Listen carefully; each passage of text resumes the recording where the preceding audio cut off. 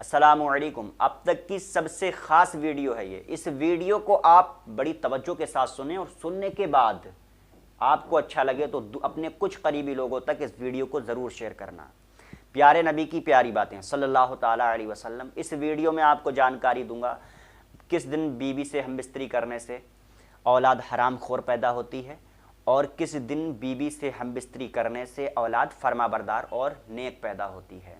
ساتھ ہی ساتھ یہ جانکاری بھی آپ لیتے جائیں گے کہ 4 موقعوں پر شیطان انسان کو نقصان پہنچاتا ہے، بڑا نقصان پہنچاتا ہے، اور 4 میں سے 3 موقع ایسے ہیں جن موقعوں پر شیطان انسان کو برباد کرنے کی کوشش کرتا ہے، اور 3 موقعوں میں سے ایک موقع ایسا ہوتا ہے جس موقع پر انسان کی نسل کو وہ برباد کرتا ہے۔ نسل کو برباد کرنے کے لیے، پوری نسل اس کو برباد کرنے کے لیے صرف ایک انسان کو برباد کرتا ہے۔ اس سارے باروں سے، شیطان کے سارے باروں سے بچنے کے لیے آپ کو طریقہ بتا رہا ہوں۔ آپ کی اگر مضبوط رہی جڑ تو انشاءاللہ تبارک و تعالیٰ آپ اس پیڑ کے پھل بھی آپ لے پائیں گے اور اس کی چھاؤں بھی لے پائیں گے۔ اگر پیڑ کی جڑ ہی خراب رہی تو آپ فائدہ حاصل نہیں کر سکتے۔ اپنی جڑ، اپنی بنیاد مضبوط کیجئے۔ طریقہ آپ کو میں بتا رہا ہوں، سنیے۔ اللہ کے نبی صلی اللہ تعالیٰ علیہ وسلم ارشاد فرماتے ہیں جب بچہ پیدا ہوتا ہے تو اس موقع پر شیطان آ جاتا ہے، بچے کو نقصان پہنچاتا ہے، بچے کو چھو لیتا ہے، جس کی وجہ سے بچہ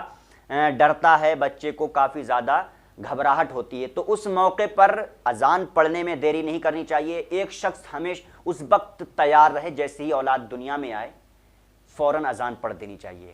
ہمارے استاد ہیں مفتی صاحب، انہوں نے کیا ان کی اولاد دنیا میں تشریف لائی، انہوں نے اپنے بیٹے کے کان میں فوراً اذان پڑھ دی تھی۔ تو ایسا ہی ہونا چاہیے۔ تو یہی ہے پہلا طریقہ شیطان کے بار سے اپنی اولاد کو بچانے کا۔ اب سنیے کہ جب نکاح ہوتا ہے، نکاح کے بعد میاں بیوی کمرے میں داخل ہوتے ہیں تو اس موقع پر شیطان بھی کمرے میں داخل ہو جاتا ہے۔ اب سنو، اللہ کے پیارے نبی صلی اللہ تعالیٰ علیہ وآلہ وسلم ارشاد فرماتے ہیں کہ مرد کے ساتھ بیوی سے وہ شیطان بھی ہم بستری کرتا ہے۔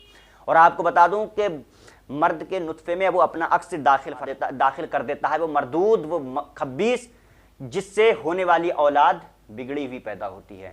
اللہ کے نبی صلی اللہ تعالیٰ علیہ وسلم نے ارشاد فرمایا اس سے بچنے کے لیے اللہ کی پناہ مانگو شیطان مردود لعین سے۔ اللہ کی پناہ چاہو، اس موقع پر آپ کو دعا پڑھنی چاہیے۔ اگر دعا یاد نہیں تو فقط اتنا پڑھیں اعوذ باللہ من الشیطان الرجیم، میں اللہ کی پناہ چاہتا ہوں شیطان مردود سے۔ اے مولا مجھے شیطان کے وسوسوں سے بچا، اس کی شرارتوں سے محفوظ فرما۔ لیکن بہتر طریقہ یہ ہے کہ آپ یہ دعا پڑھ لیں جو حدیث پاک میں اللہ کے نبی نے ارشاد فرمائی، بسم اللہ اللہم جنبنا الشیطان و جنب الشیطان ما رزقتنا۔ اسکرین پر آپ دیکھ رہے ہیں، یہی وہ دعا ہے حدیث پاک میں جو لکھی ہے۔ اب سنیے، اس دعا کو پڑھنے سے پھر فائدہ کیا ہوگا یہ بھی تو جان لیجئے۔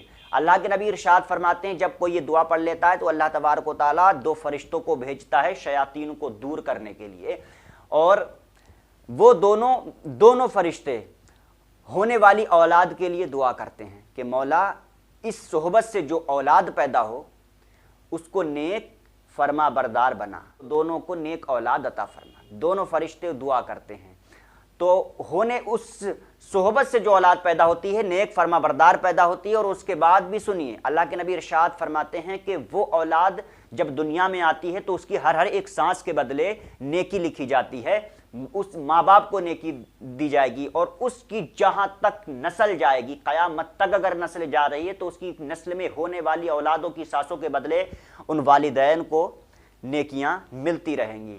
اب سنیے تیسرا موقع، جب انسان دنیا سے جاتا ہے، جاکنی کا وقت ہوتا ہے، موت کے قریب ہوتا ہے، تو اس وقت شیطان آ جاتا ہے۔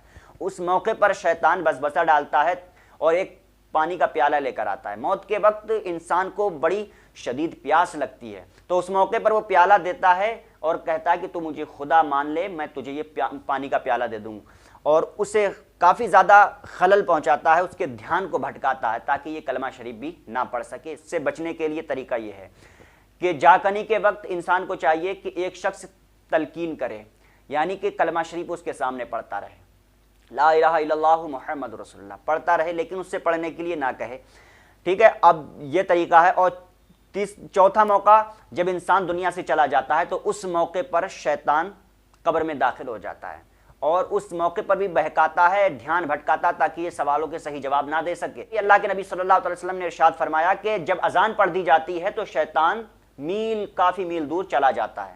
جب ہم دفنا کے بعد جب جاتے ہیں تو دفنانے کے بعد اگر ہم چلے جائیں بغیر اذان پڑھے تو شیطان داخل ہو جائے گا. تو ہم کیا کرتے ہیں, ہم سنی اہل سنت والجماعت کا یہ طریقہ کہ ہم اذان پڑھ کے ہی جاتے ہیں, شیطان دور چلا جاتا ہے. اب سنیے, کس دن ہم بستری کرنے سے اولاد نیک پیدا ہوتی ہے اور کس دن ہم بستری کرنے سے اولاد بے ادب پیدا ہوتی ہے.